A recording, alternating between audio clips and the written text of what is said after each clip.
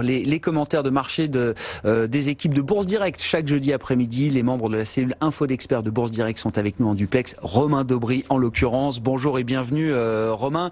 Bon, on peut parler des marchés actions effectivement qui tiennent bien, même si on a vu quand même un manque de dynamique peut-être sur les indices actions en Europe notamment cette semaine.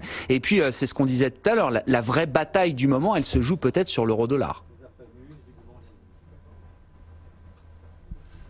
Bonjour, bonjour à tous. Oui, un peu manifestement. Enfin, on n'arrive pas à décoller en Europe. Le DAX se porte un peu mieux que le CAC 40, mais vous vous souvenez qu'au mois d'octobre, on avait évoqué une grande harmonie sur les indices mondiaux et la possibilité d'accélération haussière avec des performances de l'ordre de 15 à 20% sur les indices majeurs. Et ce qu'on constate, c'est que pour l'indice parisien, ça fait 6,60% de hausse depuis la fin octobre. Le DAX, c'est un petit peu mieux, un peu plus de 7%. Et sur les indices américains, en revanche, c'est plus de 10% en moyenne. Et je parle pas du Nasdaq qui a pris 20% depuis. Donc lui, la cible, c'était 27. Voilà. Donc on arrive à des niveaux un peu clés. On arrive sur l'échéance des marchés dérivés du mois de février, un petit peu en roue libre, pas beaucoup de drivers. Un peu d'excès du côté des petites valeurs. Si on prend des exemples, regardez le parcours de Pierre et Vacances, qui a pris 135% depuis septembre et qui aujourd'hui fait une invalidation haussière, enfin ce qu'on appelle un avalement baissier en journalier, donc moins 6% après une forte progression hier. On a un petit peu d'excès sur les petites valeurs et pas beaucoup de drivers du côté des bonnes. Et puis ce qu'on constate, c'est qu'à l'intérieur de l'indice parisien, il y a peu de valeurs qui surperforment, que les dossiers solides. Donc effectivement, des Legrand, Schneider Electric, Air Liquide. Des dossiers avec à forte visibilité et voilà, donc ça traduit bien l'état d'esprit du moment. On a envie de rentrer sur le marché, appétit pour le marché action, mais pas de relais, pas de driver et on n'arrive pas à franchir ce fameux niveau très très bien identifié maintenant des 6100, 102, 107 points sur le futur CAC 40.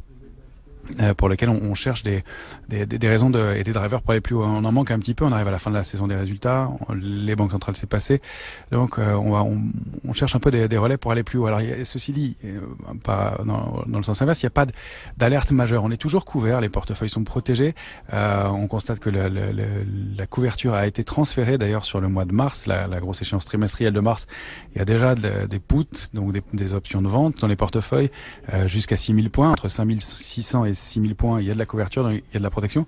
Au-dessus, il y a beaucoup de calls, donc a priori difficile d'identifier si c'est de l'achat spéculatif ou de la vente de calls, donc de la stagnation dans le marché.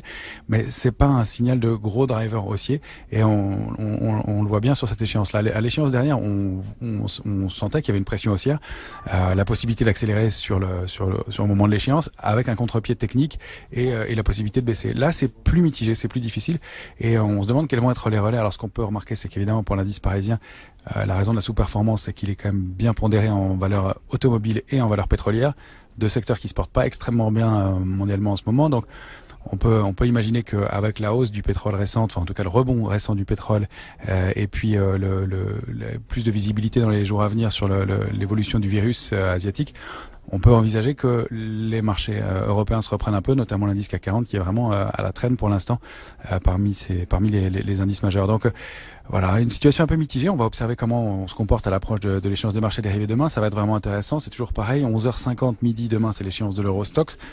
Toujours un driver intéressant, un signal intéressant. Est-ce qu'on paye pour l'échéance et comment on réagit après? Donc le début de semaine prochaine sera assez significatif. À Paris, c'est 15h40, 16h demain, l'échéance des marchés dérivés. De la même façon, on va voir comment on se comporte. En tout cas, on voit que le marché n'a pas envie de replier. Chaque repli est payé une fois encore, quelles que soient les raisons. Les mauvaises nouvelles, on les digère très très bien et on continue à évoluer. Alors graphiquement, ça se traduit de la façon suivante. C'est toujours 5992, 6102, le trading range sur le CAC 40. On constate qu'il s'est décalé un petit cran plus haut. C'était 6062 la borne haute. On l'a décalé d'une trentaine de points à la hausse. C'est quand même positif, même si c'est timide. Et puis les cibles au-dessus, c'est 6138, 6160. 6212, ce serait l'extension. Voilà, dans un scénario aussi. Sous 5992, ce serait quand même très mauvais signal sur l'indice parisien. On risquerait de refluer un peu plus violemment, d'aller se réappuyer sur les niveaux intermédiaires, mais peut-être sur les niveaux de 5750 points.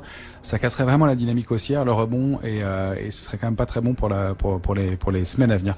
Donc on espère plutôt que le marché va confirmer, consolider, tant qu'on est au-dessus à une centaine de points près au-dessus des 6000 points, c'est valable, le scénario est toujours haussier, mais on voudrait une confirmation et les moyens d'aller un peu plus haut et d'aller s'extraire de ces 6100 points qui nous bloquent depuis plus d'un mois maintenant et qui montre le manque de relais.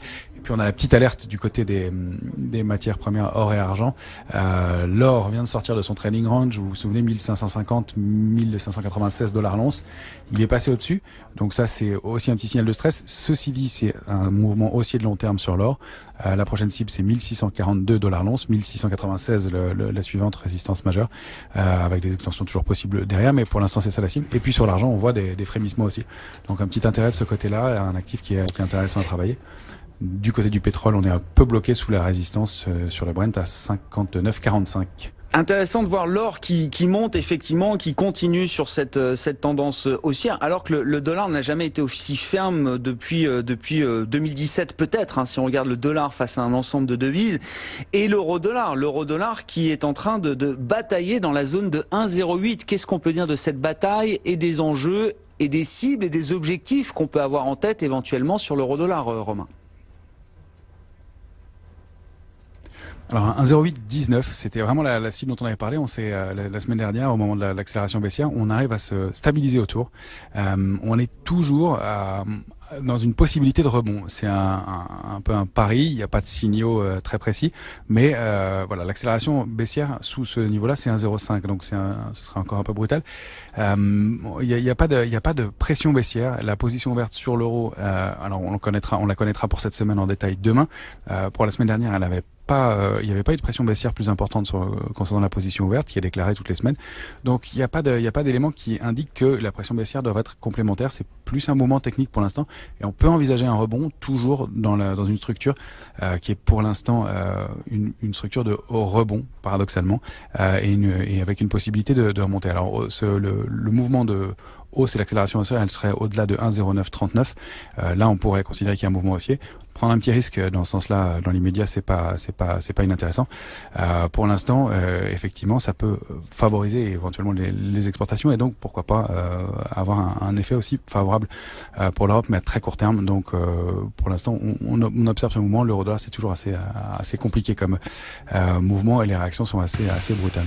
Qu'est-ce qu'on peut dire de l'euro-dollar, Aymeric Didet? Il y a toujours plein de choses qui se jouent à travers l'évolution des devises. Ça peut être économique, ça peut être politique. Pour vous, là, quel est le driver, s'il faut en trouver un, de la phase d'accélération baissière qu'on connaît depuis quelques jours, quelques semaines? Alors on a l'économie en premier parce que la zone Amérique marche quand même très très fort, donc donne une certaine force au dollar, ça c'est vraiment un point important. Après on aura une dimension politique très forte, où pour le moment on a Donald Trump qui a totalement laissé ce combat sur les élections. Donc on va attendre le Super Tuesday le 3 mars, et post cette date-là, je pense que Donald Trump va revenir à la charge auprès de la Banque centrale pour remettre un peu d'ordre là-dedans et pour freiner cette hausse qui va quand même un petit peu impacter les entreprises exportatrices américaines.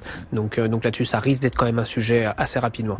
Mais en attendant, il n'y a rien qui l'arrête et le mouvement, on rappellera juste sur l'euro-dollar, les échanges, c'est 99% des échanges spéculatifs, il y a moins d'1% qui sont des échanges physiques. C'est-à-dire vous achetez une action en dollars, il faut acheter du dollar, ou vous vendez ou vous achetez des produits à l'importation ou à l'exportation, il faut faire du change. Ça, ce sont les échanges physiques, ça représente moins d'1% de ce qui s'échange aujourd'hui sur ces marchés-là. Donc on est dans le spéculatif fort quand on intervient sur les devises. Bon, voilà ce qu'on pouvait dire effectivement sur la parité euro-dollar. Est-ce qu'il y a encore des éléments particuliers à mettre en avant, Romain d'Aubry, dans le panorama de marché aujourd'hui? Enfin, on regarde l'euro-dollar, mais le dollar-yen, c'est aussi impressionnant. Enfin là, le dollar s'envole face au yen japonais cet après-midi. C'est vraiment une force du dollar contre un ensemble de devises, pas juste face à l'euro. Oui, effectivement, je suis assez d'accord avec ce que disait Aymeric, c'est que probablement on est assez surpris du silence de Donald Trump face à cette accélération. Probablement, il va vouloir remettre de l'ordre là-dedans. Il a probablement aussi un coup en tête. Le silence a probablement une raison, mais oui, c'est pas favorable à l'économie. Tant que les marchés US continuent à performer, ça va aller.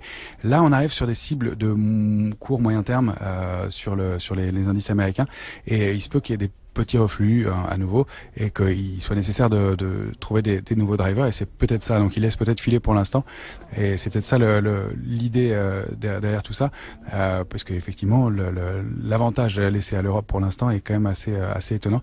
Ça se dit, ça se traduit pas dans les cours dans l'immédiat.